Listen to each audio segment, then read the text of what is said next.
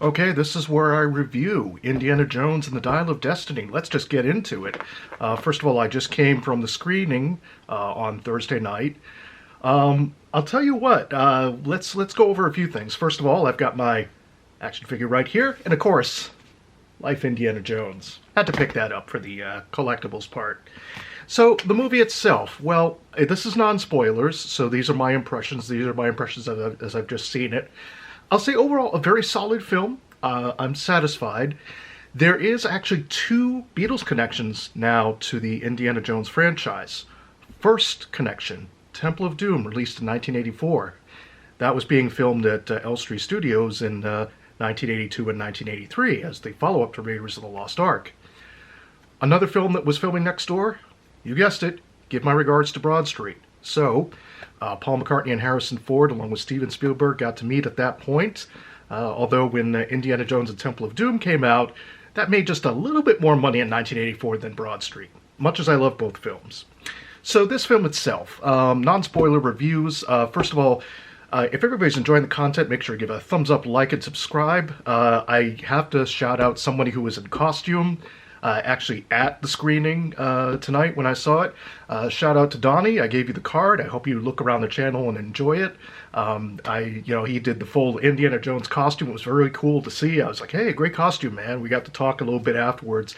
You will have seen from the live stream, if you check that out, as short as it is, there was a nice Indiana Jones stand in the movie theater. Obviously as with all movies. Film itself. It does... Non-spoilers, of course. It does take place in 1969, right around the time of the moon landing. There is a little bit of a flashback part to about 1944, 1945, the end of World War II. Of course, the intrepid Dr. Jones searching for another artifact, the so-called Dial of Destiny. And I think my impressions of the film, it's very solidly done.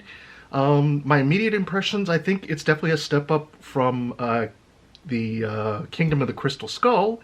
I even enjoy that one, but I would say this is very solid. It's not the best film.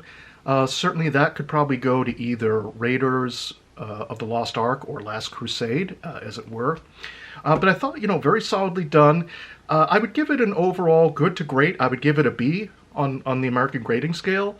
A very solid B. There's probably a few things I might have kind of tightened up a little bit. It is a long film, and a funny story when I was grabbing the popcorn and the soda, of course. Yes, I know. For those listening in, yes, I know I'm trying to really quit soda, and I was doing so good, but when you go to the movies, you got to have a soda, got to have the popcorn with butter. In fact, a funny story with that, I went a little too happy because I have a toppings problem.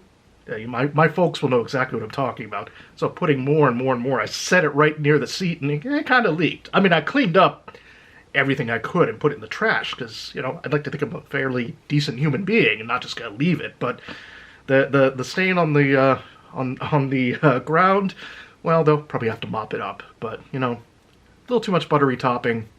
Oh well. C'est la vie. But so I'm sitting there, and of course through the whole film, I about halfway through, of course, the sodas really work its way through, if you know what I mean. So I'm just kind of sitting there. I'm like, okay, just hold on. You're in for the ride. You're locked. You're focused. Definitely a lot of water scenes in the film, so that didn't help with that particular part. But very solidly done. I think the sets themselves very historically accurate. Oh, and the second Beatles connection. So in part of the film, mild spoiler, but near the beginning of the film, there's a certain Beatles song that plays Magical Mystery Tour. That's right, so it was a nice little surprise. So see, there's always going to be a Beatles connection as much as I can with these reviews, with everything I do on the channel. So Magical Mystery Tour plays, which was really nice. I got a good chuckle out of that one. They're playing it during, I guess, the Moon Day of 1969. We find Indiana Jones later in his career, as you've seen from the previews, still teaching archaeology, about to retire, runs into his goddaughter. I thought she did a good job. I thought really, actually, she did a pretty decent job. I think throughout the film you could sort of tell they were probably going to go in one direction because of the obvious, things that have come up with Disney. Now I'm not here to, to bash Disney, to bash anybody, to bash anything, right? It is what it is. But you could kind of tell that there was some reworking done on the film itself. Antonio Banderas plays kind of a side character, which was very nice to see. There's definitely some cameos. Of course, we see Sala. It was nice to see Sala again. It was good to see John Rhys Davis, reprise the role, and they're all back in the saddle again. I think again, very solid film. I would definitely recommend seeing it. I'm definitely going to add it to the Blu-ray collection when it does come out on physical media. And I think that's really it. I mean, I'm just kind of it's the fun of going to the movies. It's the fun of seeing your character at least once more on the big screen. Indiana Jones means a lot, but especially to us Gen X. Gen X, we were growing up in the 80s. We got to see the films either in the theaters or on VHS. Raiders I never got to see in the theaters, really. That was really on VHS. But the rest of the films in the series I've gotten to see in the theaters with different family members and everything like that. It's just kind of good to really have that last go-around, that last adventure. So I could definitely recommend it. And again, if everybody's enjoying the content, just make sure to give a thumbs up, like, and subscribe. I'm going to see everybody in the next video. Also, I hope everybody has a wonderful and safe and happy July 4th weekend here in the United States. And I'll see everybody next time. Bye.